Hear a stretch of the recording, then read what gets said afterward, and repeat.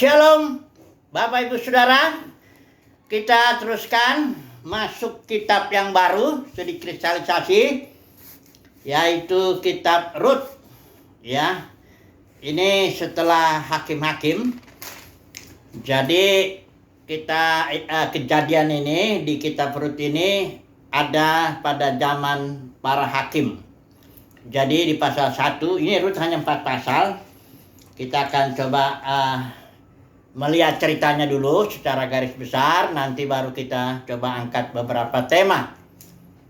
Yang pertama, pasal 1 ayat 1 dikatakan di sini, pada zaman para hakim memerintah ada kelaparan di tanah Israel.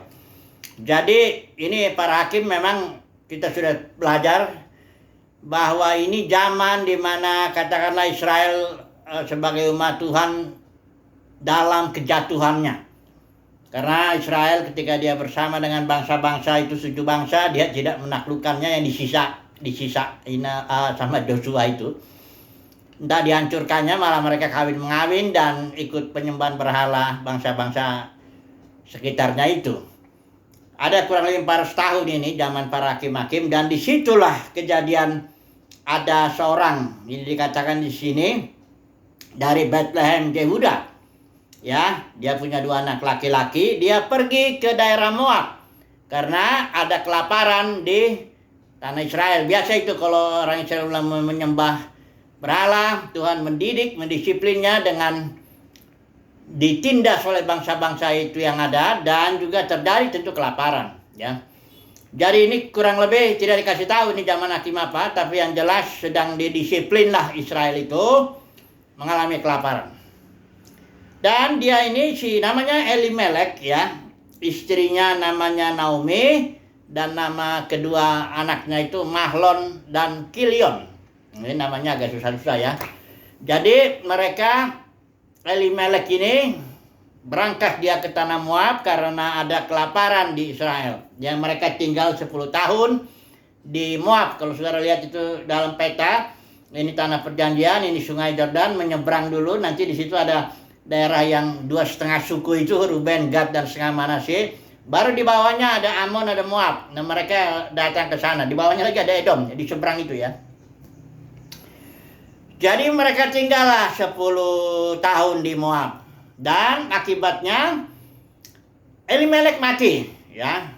Kemudian Mahlon dan Kilion kawin dengan perempuan Moab. Jadi sebenarnya udah kesalahan pertama Elimelek pergi keluar di tanah Israel, ya, karena nanti kita melihat bahwa ada perintah tegas bahwa bagi orang Israel mereka harus tinggal di tanah perjanjian. Karena itulah disitulah Tuhan memerintah, katakan begitu ya, memelihara, menjaga ya sepanjang Israel mentaati aturan main di tanah perjanjian. Oh, mereka akan bahkan menjadi bangsa sesuai perjanjian itu, bangsa yang diberkati bagi bangsa-bangsa lain, ya. Tapi ini Elimelek keluar, kita tahu 10 tahun dia tinggal di Moab. Kemudian Mahlon kawin dengan Rut, perempuan Moab. Ini pun udah kesalahan yang berikut ya. Dari kesalahan Elimelek pertama, dia keluar dari tanah Israel. Kesalahan kedua diikuti oleh anaknya. Mahlon ya mau nggak mau kawin sama perempuan si orang, nggak ada lagi orang Israel di situ kan. Kalau Kilion kawin dengan Orpa. Ya, ini 2 laki-laki ini. Kemudian mati juga si Mahlon ini, dan Kilion belum punya anak, ya. Jadi tinggallah Naomi dengan kedua menantunya, itu Rut, ya, yang lebih tua, dengan Orpa, iparnya ini. Nah, setelah 10 tahun tinggal di Moab, maka Naomi mendengar bahwa di tanah Israel Tuhan sudah melawat, artinya memberi makanan. Kembalilah akhirnya Naomi ke Israel. Ini emang sama-sama nih, baik Elimelek, baik Naomi ini hanya mikirin roti aja ini, ya. Di mana ada roti, dia datang ke sana. Kalau ada ungkapan itu, ada semut, ada gula, ada semut. Jadi ini orang hidup hanya untuk roti lah, kira-kira begitulah ya. Kemudian setelah Naomi mau pulang, ini Naomi bilang sama kedua menantunya, sebaiknya udahlah, nggak usahlah kalian ikut. Aku ini artinya gini, Naomi baik juga dia masih memikirkan masa depannya ini, kedua mantunya, si Rut dengan si Orpa. Kalau engkau ikut aku ke tanah Israel, nanti gimana masa depanmu? Ya, kalau aku harus punya anak lagi, laki-laki atau apa, nggak mungkin aku karena udah tua katanya, udah cukup tua. Sementara kalau engkau di Israel, di tanah Israel, waduh, pertama engkau perempuan bangsa, kalau orang saya bilang ya bangsa kafir begitu ya. Udah janda lagi. Dia sudah tahu strata sosial itu.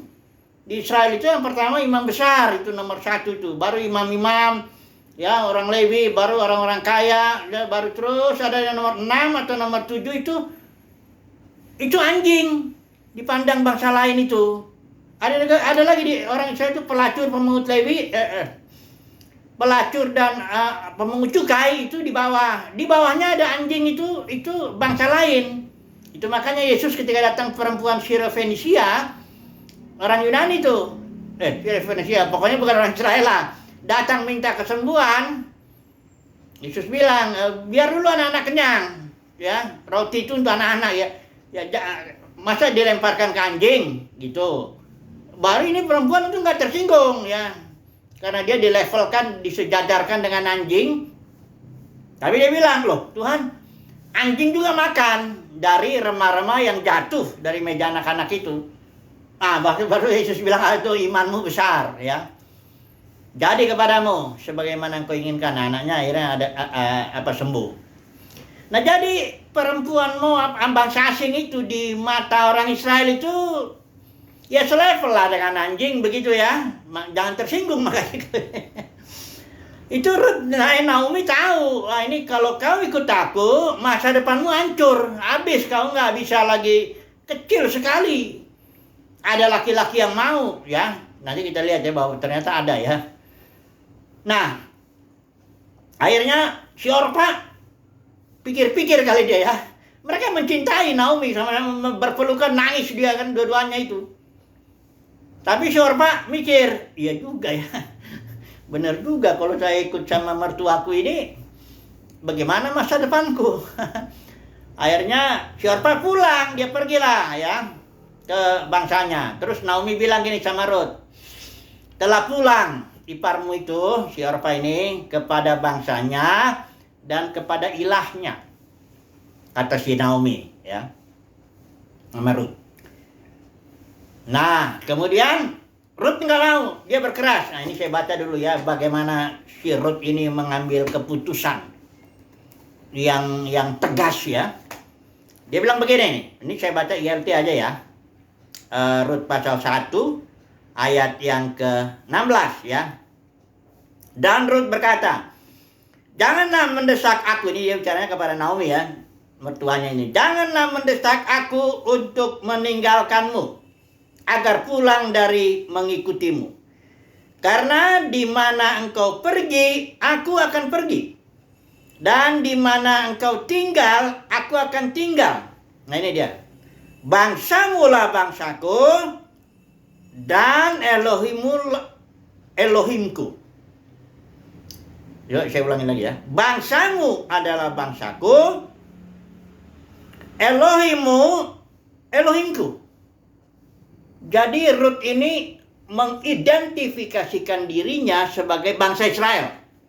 Ini kayaknya cocok ini dengan Mazmur. Saya mudah-mudahan saya nggak salah ya, Mazmur 45. Kalau nggak salah itu yang dikatakan seorang menikah dengan raja, perkawinan raja ini. Mudah-mudahan nggak salah saya.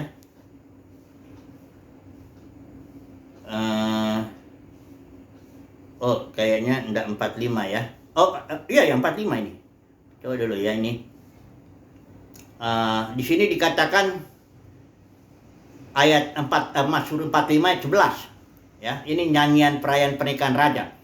Dengarlah hai putri, tengoklah dan sendengkanlah telingamu. Perhatikan ini ya.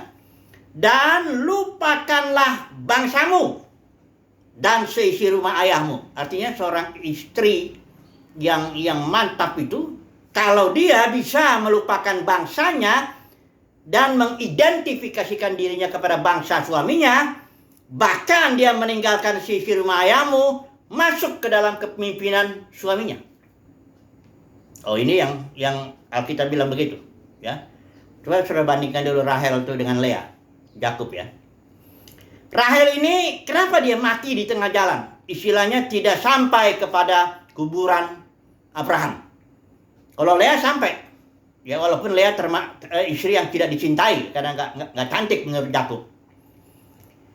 Masalahnya begini, Rahel itu tidak meninggalkan si rumah bapaknya dengan cara membawa terafim. Terafim itu patung sembahan bapaknya si Rahel ini. Siapa itu? Laban. Ya. Sehingga dia itu tidak betul-betul mengikuti Yakub. Padahal Yakub udah paling mencintai dia, tapi dia tidak mengikuti Yakub. Dia bawa terafim bapaknya itu, patung bapaknya itu. Nah, dia akhirnya mati di situ, di perjalanan, di tengah perjalanan, dan Lea lah yang masuk ke kuburan Abraham. Itu bagi Israel, tinggal di Hebron itu kuburan Abraham, itu punya nilai, punya nilai spiritual itu.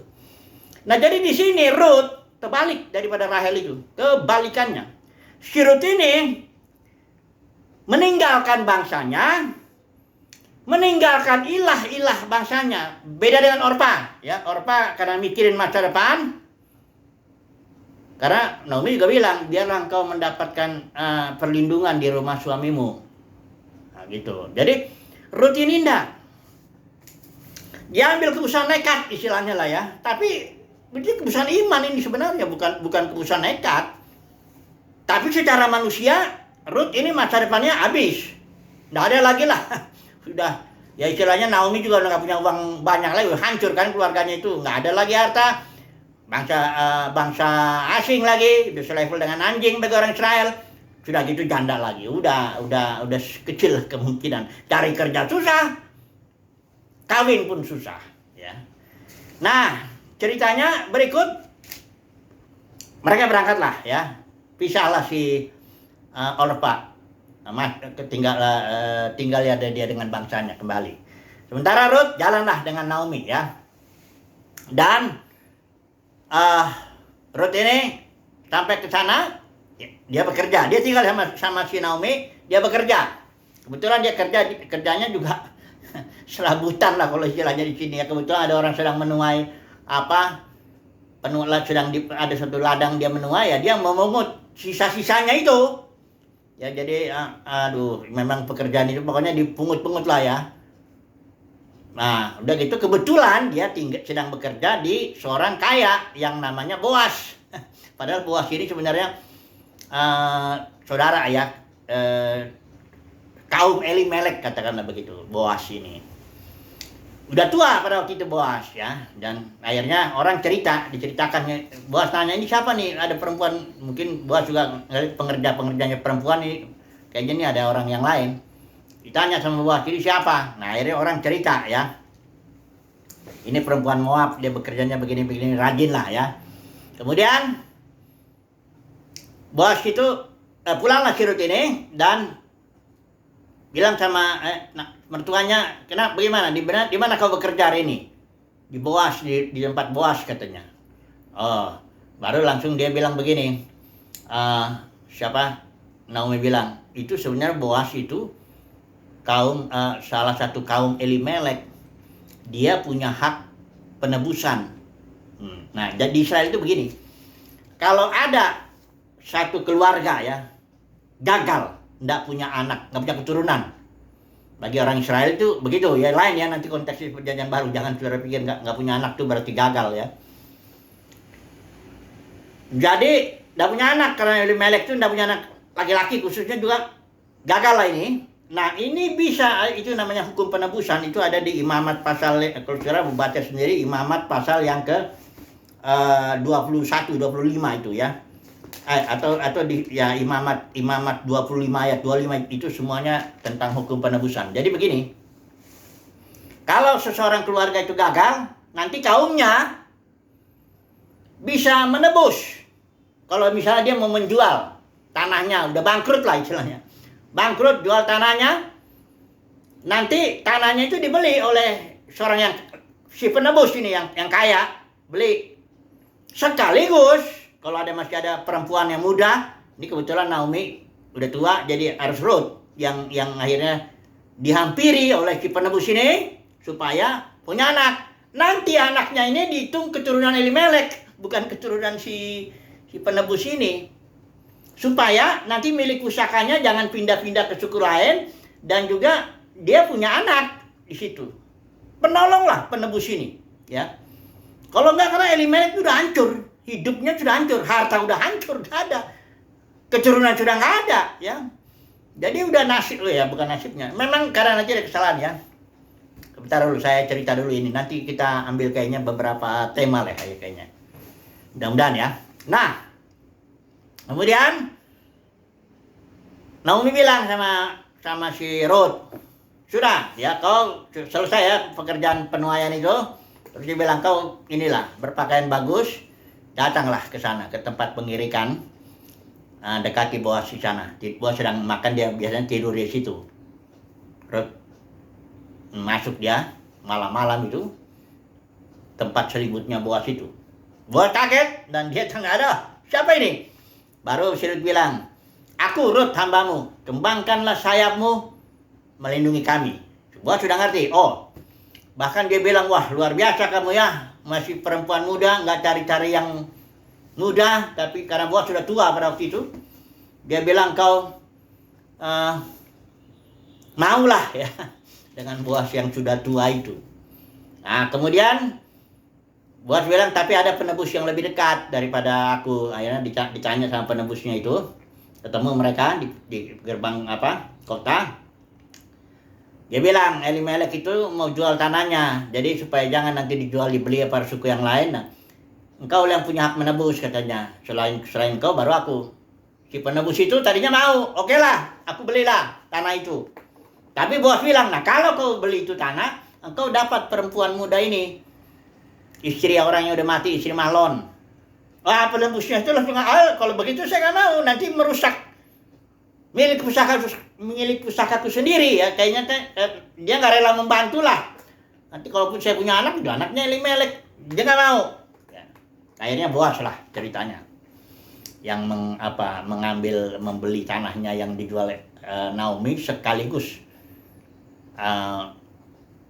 menikahi, katakan begitu, menikahi Ruth supaya ada anak, nanti anaknya dihitung anak Elimelek. Kemudian oleh karunia Tuhan, ketika Boas menghampiri Ruth, punya anak, karena di situ kan Boas sudah tua. Punya anak namanya Obed, ya. Obed ini, nanti Obed itu dikasih sama Naomi, karena itu dipandang anaknya Elimelek, si Obed ini dipelihara oleh Naomi. Ya, kemudian Obed ini punya anak Isai. Isai ini punya anak Raja Daud. Jadi Ruth itu neneknya Raja Daud. Nenek itu ya. Iya ya. Kalau Ruth di atasnya lagi ya. Moyangnya lah. Ini Ruth dengan Boas, di bawahnya Obed, di bawahnya lagi Isai, di bawahnya lagi baru Daud. Ya. Bayangkan saudaraku, ya, seorang perempuan yang secara manusia nggak ada lagi masa depannya, nggak ada. Janda, bangsa asing, ya orang susah juga gitu. Tapi karena keputusannya, dia berkata, bangsamu lah bangsaku, Elohimmu lah Elohimku katanya, ya. Nah keputusannya inilah yang membuat Ruth menjadi dalam di Matius itu keturunan itu ada 2 perempuan di situ. Nah ini juga Boas ini sebenarnya anak daripada Salmon dan Rahab. Nah, ini juga ya. Jadi ibunya Boas itu Rahab pelacur bangsa lain. Ya, jadi ada hanya dua perempuan bangsa lain yang keturunannya akhirnya menurunkan Yesus sebagai Mesias itu. Dua-duanya luar biasa ini. Rahab kita udah cerita kan, bagaimana dia imannya, bahkan dia pahlawan iman itu. Dengan Ruth juga. Oke lah. Kita ambil kesimpulan dulu sebentar ya. Sebelum kita nanti ya besok kita sambung lagi ya tema ini. Kesimpulannya begini. Elimelek, kita fokus dulu ke Elimelek ya, nanti baru besok kepada Ruth. Elimelek ini melakukan kesalahan karena di dalam firman Tuhan, Daud juga pernah salah, Abraham juga pernah salah ini. Ini ada di Mazmur 37 ya, kita lihat dulu sebentar. Kesalahannya apa ini? Tokoh-tokoh ini sebenarnya Abraham, Daud, Elimelek pernah melakukan kesalahan seperti ini. Nah, Mazmur 37 ya. Ayat yang ke 3 ya. Percayalah kepada Tuhan dan lakukanlah yang baik. Diamlah di negeri dan berlakulah setia. Kenapa Daud sampai menuliskan ini? Diamlah di negeri dan berlakulah setia. Setia kepada pemerintahan Tuhan. Karena di negeri itu Tuhan yang memerintah, Tuhan berkuasa, Tuhan berotoritas, dalam arti rencana Tuhan di situ ya. Orang Israel tidak boleh keluar dari situ ya. Keluar dari negeri berarti keluar dari pemeliharaan Tuhan, keluar dari pengaturan Tuhan dan sebagainya. Dari Tuhan sebagai raja dan sebagainya. Ya. Oke, Daud ini juga pernah melakukan itu ketika dia dikejar-kejar terus sama Saul. Ya, ini dalam 1 Samuel 27 ayat 1 itu di situ dibilang. Akhirnya Daud berpikir, walaupun sebenarnya Tuhan bebaskan terus Daud. Ketika dikejar, karena ini nggak imbang. Saul itu dengan 3.000 pasukan pahlawan mengejar Daud yang punya pengikut cuma 600 orang, itu pun orang-orang yang dikejar-kejar utang, orang-orang yang susah dan sebagainya. Sehingga memang Daud berpikir, suatu saat pasti aku ketangkap. Ya.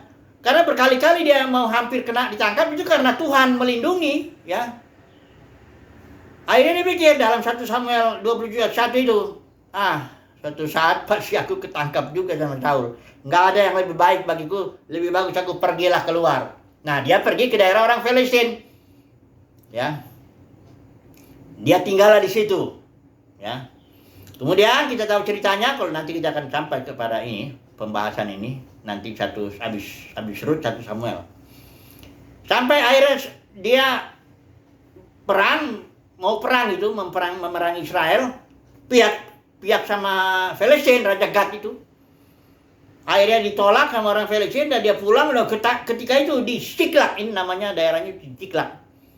Diserbu sama orang Amalek, diambillah semuanya, dirampas kedua istri Daud juga dengan anak-anaknya, dengan semuanya yang 600 orang pengikut ini. Nangisnya mereka, nangis luar biasa, bahkan mereka mau lempari Daud. Karena udah sakit hati sekali mereka. Ya. Daud sangat kejepit ya, akibat kegagalannya dia untuk diam dalam negeri itu, untuk berlaku setia di sana. Tapi dia menguatkan kepercayaan pada Tuhan, akhirnya dia berhasil dan akhirnya dia menulislah ini pengalamannya. Ini Mazmur 37 ayat 3 ini pengalaman Jiklak. Dia pergi ke negeri Palestina, kena krisis Jiklak. Hampir dia dilempari oleh pengikutnya.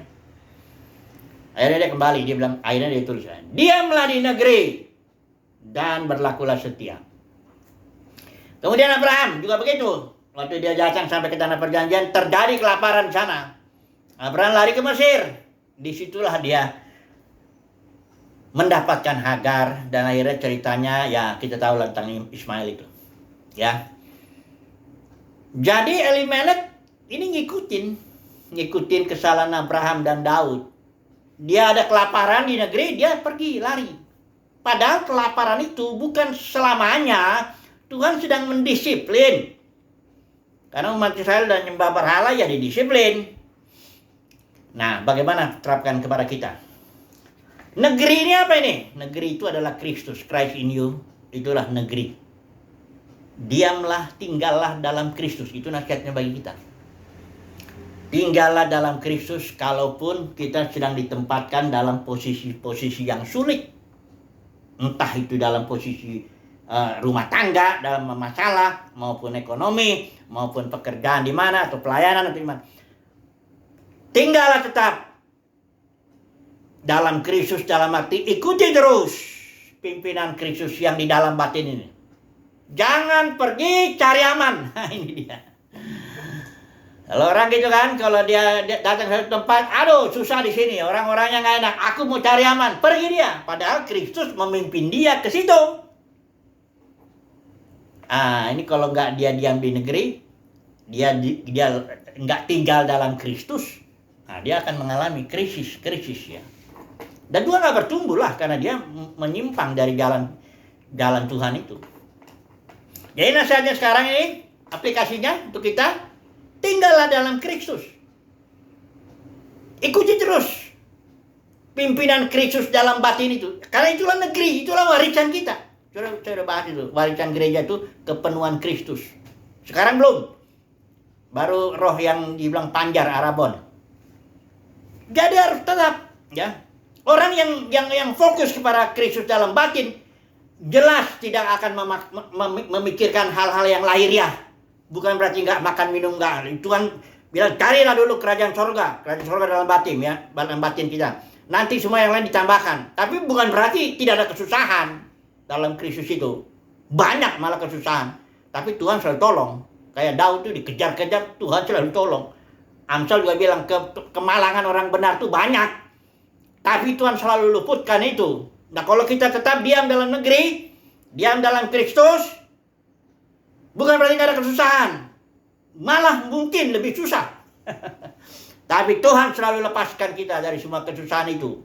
Ya, kesusahan apapun juga. Tinggallah dalam Kristus. Diamlah di negeri. Berlakulah setia. Karena ini pemenang juga yang dipanggil, dipilih setia.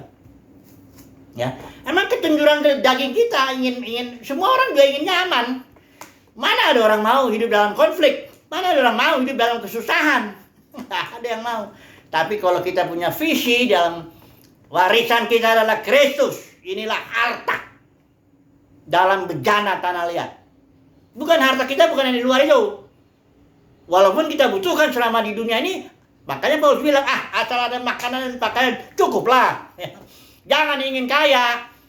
Karena aku begitu ingin kaya, perhatikan 1 Timotius 1:6 itu, ya, langsung kena banyak. Malah ada 4 tuh, malah petakannya tuh. Orang yang ingin kaya. Kalau jadi kaya nggak apa-apa.